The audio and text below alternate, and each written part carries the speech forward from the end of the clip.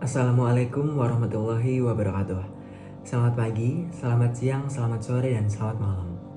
Perkenalkan, nama saya Noval Azwastianto dengan NIM 23-513-556-GE-10122. Di sini saya akan mempresentasikan hasil ujian akhir semester genap tahun ajaran 2023-2024 dengan mata kuliah statistika yang bersifat take home test.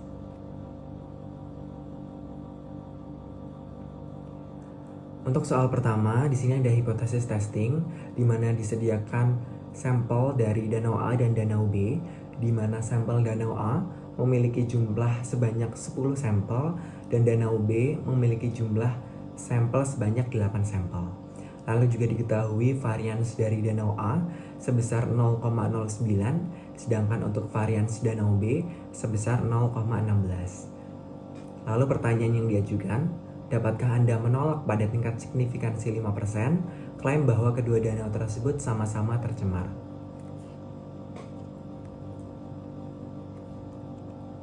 Kita bisa menuliskan diketahuinya terlebih dahulu. Sampel danau A 11,5, 10,8,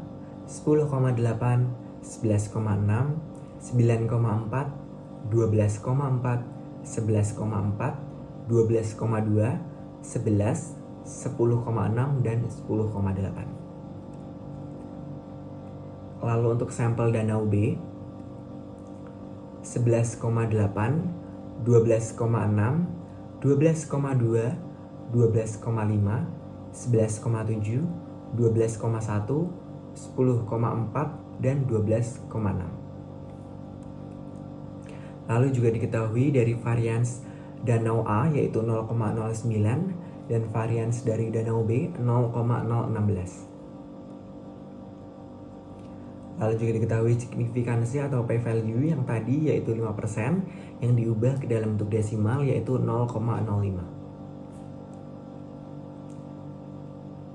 Berdasarkan hipotesis pengujian, H0 sama dengan X bar A atau rata dari sampel danau A kurang dari sama dengan X bar B atau rata sampel danau B.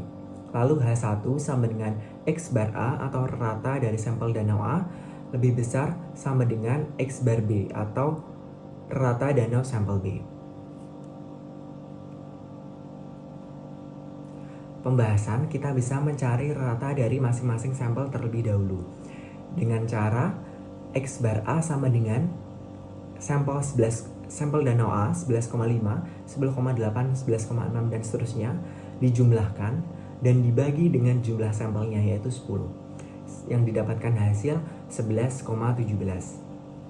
Sedangkan untuk X bar B atau rata sampel dari danau B sama halnya dengan X bar A yaitu menjumlahkan 11,8, 12,6, 12,2, 12,5, dan seterusnya dibagi dengan jumlah sampel danau B yaitu 8.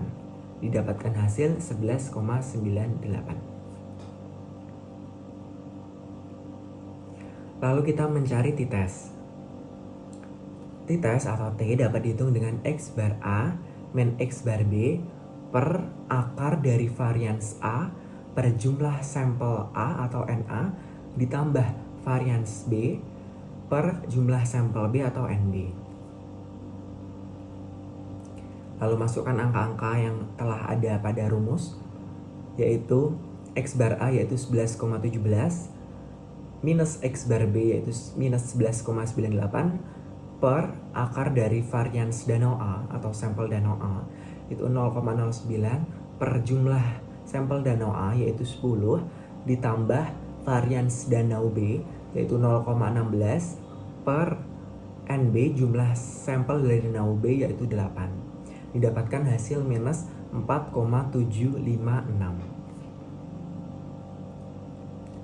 Selanjutnya kita mencari degree of freedom atau DF, di mana DF ini dicari dengan menambahkan jumlah sampel A plus jumlah sampel B dikurangi 2 dengan notasinya NA ditambah NB dikurangi 2. NA sama seperti yang di atasnya, rumus t-test tadi 10 ditambahkan dengan NB 8 dikurangi dengan 2 didapatkan hasil 16. Lalu kita bisa cek menggunakan website DataTab, di mana di sini critical T-value-nya dicari dengan P-value atau signifikansi tadi sebesar 5% yang diubah menjadi desimal yaitu 0,05. Lalu DF-nya diketahui tadi 16 dimasukkan, didapatkan T-value sebesar 1,746. Seperti yang tertampil pada layar, 1,746. Selanjutnya kita membandingkan antara hasil t-test atau yang ini dengan t-value yang ini. T-test yaitu ini minus 4,756 titik t-value 1,746. Ternyata minus 4,756 kurang dari sama dengan 1,746. Berarti t-test kurang dari sama dengan t-value, yang menyimpulkan bahwa H0 diterima. Maka danau A dan danau B sama-sama tercemar. Selanjutnya untuk nomor 2, di sini ada analisis of variansi di mana disediakan 3 grup atau 3 kelas dengan masing-masing sampelnya sebanyak 10. Di sini ada very low calorie kelasnya, moderate calorie dan juga high calorie. Di mana sudah diketahui sampel rata-rata dari very low calorie 22,4, sampel rata dari moderate calorie 16,8 dan juga sampel rata-rata dari high calorie 13,7. Lalu diketahui juga variansi sampel dari sampel very low calorie yaitu 24, sampel variance dari moderate calorie yaitu 23,2 dan sampel variance dari high calorie 17,1. Di sini juga disebutkan bahwa test the hypothesis at the 5% level of significance that the mean lifetime of a rat is not affected by its diet. Di mana di sini sudah dilihatkan bahwa rata-rata dari lifetime atau hidup tikus tidak dipengaruhi oleh diet. Kita bisa nuliskan diketahuinya terlebih dahulu. Kelas sampel 3 atau tadi yang grup. Lalu jumlah sampelnya ada 10. Signifikansinya 5% yang diubah dulu menjadi desimal yaitu 0,05. Lalu ini tabel yang sama seperti pada soal, di mana di sini merupakan rata sampel yaitu X bar dan sini ada variansi sampel atau SI2. Lalu untuk rata very low ini juga 22,4, 16,8 dan 13,7 sudah seperti tadi, dan variansi very low, moderate dan high 24, 23,2 dan 17,1 sudah seperti yang tadi. Lalu kita akan menghitung X bar, di mana X bar ini merupakan jumlah dari rata very low, moderate dan juga high. Di mana X bar dari very low 22,4 ditambah dengan X bar dari moderate 16,8 ditambah X bar dari high 13,7 diper jumlah dari 3 ini 1, 2, 3 jumlah kelasnya. Lalu didapatkan hasil 17,63. Lalu kita baru bisa menghitung XI bar min X bar kuadrat, dimana dengan cara 22,4 X barnya ini dikurangi dari hasil X bar ini 17,63 dan dikuadratkan, didapatkan hasil 22,75. Sama halnya dengan moderate dan high, 16,8 dikurangi 17,63 dan dikuadratkan didapatkan hasil 0,69. Lalu untuk yang high 13,7 dikurangi 17,63 dikuadratkan didapatkan hasil 15,45. Lalu untuk pembahasannya kita akan menghitung nilai jumlah kuadrat perlakuannya terlebih dahulu, yaitu JKP. JKP dapat dituliskan rumusnya seperti yang tertampil pada layar, di mana N merupakan jumlah sampel yaitu 10 dan XI bar min X bar kuadrat merupakan ini jumlah yang ada pada kolom paling bawah. Tinggal dimasukkan angkanya 10 dikali buka kurung 22,75 ditambah 0,69 ditambah 15,45 tutup kurung, didapatkan hasil 388,9. Lalu kita menghitung nilai jumlah kuadrat Galat atau biasa disebut JKG. Rumusnya hampir sama dengan JKP, namun untuk yang ini sampelnya dikurangi 1 atau N, di mana N 10 dikurangi 1 menjadi 9, dan I bar min X bar kuadrat ini diganti menjadi yang kolom ini, variansi. Maka didapatkan 9 buka kurung very low yang variance 24 ditambah moderate variance 23,2 ditambah high variance 17,1 didapatkan hasil 578,7.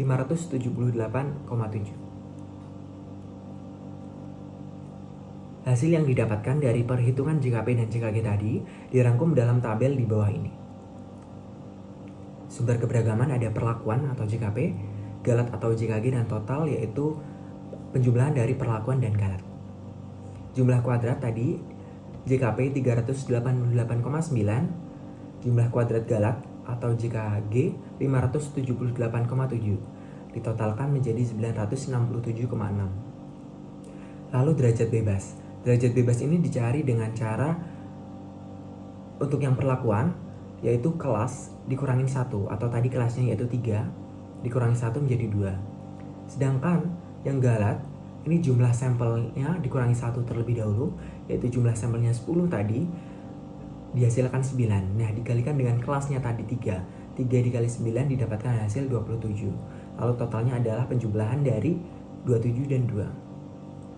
Lalu untuk rata kuadrat dicari dengan cara membagi antara jumlah kuadrat dan derajat bebas, di mana rata kuadrat untuk perlakuan 388,9 dibagi dengan 2 didapatkan hasil 194,45. Dan untuk rata kuadrat galat 578,7 dibagi 27 didapatkan hasil 21,43. Lalu kita mencari F hitung, di mana F hitung ini merupakan pembagian antara rata kuadrat perlakuan dibagi rata kuadrat galat. Rata kuadrat perlakuan 194,45 dibagi dengan rata kuadrat galat 21,43 didapatkan hasil 9,07. Daerah kritik di mana H0 ditolak jika F atau F hitung ini lebih dari F 0,05227, di mana ini 0,05 merupakan distribusi 0,05, lalu 2 ini merupakan derajat bebas perlakuan, dan 27 merupakan derajat bebas galat. Nah, kita mencari terlebih dahulu nilai F 0,05, 2 dan 27 menggunakan tabel persentase distribusi F untuk probabilitas 0,05 seperti yang terlampir di sebelah kanan. Kita lihat dari pembilangnya 2 seperti yang ini 2 dan 27 sebagai penyebut. Tarik garis ke bawah, dapatkan hasil yang ini 3,35 sesuai dengan yang ada di tampilan sebelah kiri. Lalu kita membandingkan hasil F hitung dengan F 0,05, 2 dan 27, di mana F 9,07 dibandingkan atau titik-titik dengan F 0,05227 yaitu 3,35. Ternyata 9,07 lebih besar dari 3,35, yang berarti F lebih besar dari F 0,05, 2 dan 27. Kesimpulannya, test the hypothesis at the 5% level of significance that the man's lifetime of a rat is not affected by its diet. Seperti yang sudah terlampir di soal tadi, bahwa that the man's lifetime of a rat is not affected by its diet. Karena di sini F lebih besar dari F 0,05227, maka H0 ditolak, yang menyimpulkan umur dari tikus dipengaruhi oleh diet. Lalu untuk soal terakhir, soal nomor 3, yaitu Project Based Reflective Assessment. Merefleksikan pengalaman Anda dalam merumuskan hipotesis dalam makalah proyek Anda, tantangan apa yang Anda temui saat melakukan tugas tersebut, dan bagaimana Anda mengatasinya. Dimana di sini berarti bahwa merumuskan hipotesis ataupun step by stepnya, tahap-tahapannya, lalu tantangan yang ditemui, dan juga solusi yang diberikan. Lalu juga diskusikan bagaimana pengujian hipotesis dapat berkontribusi pada interpretasi temuan penelitian dalam makalah. Sebelumnya, kami dari kelompok 21 mengambil judul jurnal Geographical Assessment of Landslide Susceptibility Using Statistical Approach, di mana di sini merupakan jurnal yang dibuat oleh R.M. Ufarch dan juga Yasri Dolui di tahun 2023. Di sini dijelaskan ataupun jurnal ini mengkaji terkait adanya kemiringan lereng pada fenomena longsoran atau tanah longsor.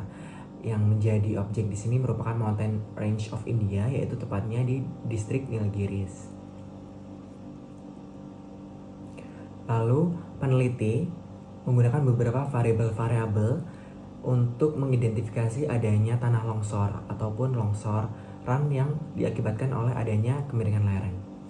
Variabel yang digunakan ada jenis tanah, kedalaman tanah, kemiringan lereng, aspek lereng, curah hujan, indeks vegetasi diferensial yang dinormalisasi atau NDVI, litologi, penggunaan lahan tutupan, dan juga kepadatan kelurusan dari medan yang dikaji.